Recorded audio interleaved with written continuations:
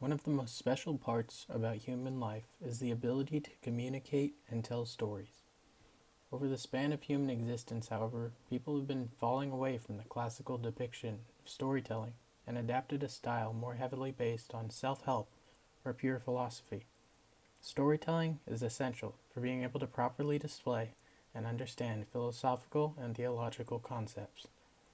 One writer puts the idea in perspective by saying that the human quest for meaning and purpose has always expressed itself in the process of storytelling, regardless of the form, whether drama, prose fiction, poetry, or dance, even in painting, sculpture, tapestry, and pottery. Wherever you look, whether it be pottery or a classic novel, human beings always want to express their concept of purpose by showing it in one art form or another. Narrative storytelling is a necessary art form for showing human virtues. This same author also provides some historical context to the fading of different types of storytelling by noting that, as academic writing, with its emphasis on brute realism and subjective expression, dominated the critical market in literature, the culture quickly dropped poetry and meaningless fiction as viable artistic expressions of the culture, just as allegory and epic had been dropped several centuries earlier. The strong narrative of modern fantasy, detective stories, and science fiction, in which the Inklings and their friends were involved, became the new literary forms through which Western culture began to understand itself. The Inklings were a group of academics, most notably including C.S. Lewis and J.R.R. Tolkien. As the older forms of storytelling became less and less used, people needed a new way to tell stories. The Inklings used the style of modern fantasy novels to display philosophical ideas. One of the most significant examples of this philosophy-rooted storytelling is the whole creation of Middle-earth in J.R.R. Tolkien's The Lord of the Rings.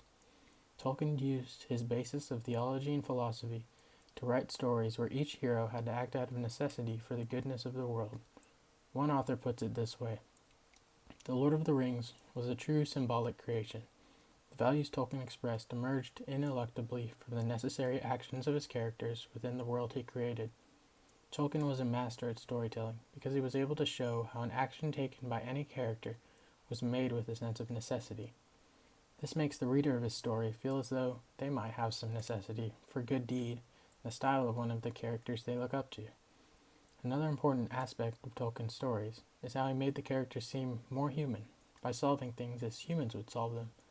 The same author explains that because each was forced in his or her own way to deal with the great darkness presented in the book, each person's story was necessarily a possible individual human solution to a more than human situation. A situation guaranteed to push each to its limits. Oftentimes, people feel as though they are powerless when face to face with some evil in the world. This great evil does not necessarily have to be something as powerful as Sauron, the Lord of Darkness, taking over the whole world. But Tolkien shows that for whatever oppressive evil that is produced, there is a formidable spirit from the characters that allows them to overcome the evil by displaying their virtues. Sadly, not all of us can be as heroic as Aragorn or as wise as Gandalf, but there are characters that, though small, relate to everyday folk all too well. Frodo and Sam are perhaps some of the most relatable characters because we are able to see their full length of their struggle. One of the virtues that Frodo and Sam display is their mercy for the creature Gollum. They allow Gollum to live and lead them towards Mordor, despite his many attempts at manipulation and even murder. It might seem that the only reason for this mercy is to achieve their end goal, but by reading the books in further detail, one will see the truth of the situation. One author gave light to this topic by stating that this mercy may have been grudging and relatively graceless, but it did not demand instant justice, and it did offer a form of forgiveness. Later, when Gollum had died, though, and Frodo had returned to Sam emotionally, he said, "Do you remember Gandalf's words? Even Gollum may have something yet to do. But for him, Sam, I could not have destroyed the ring.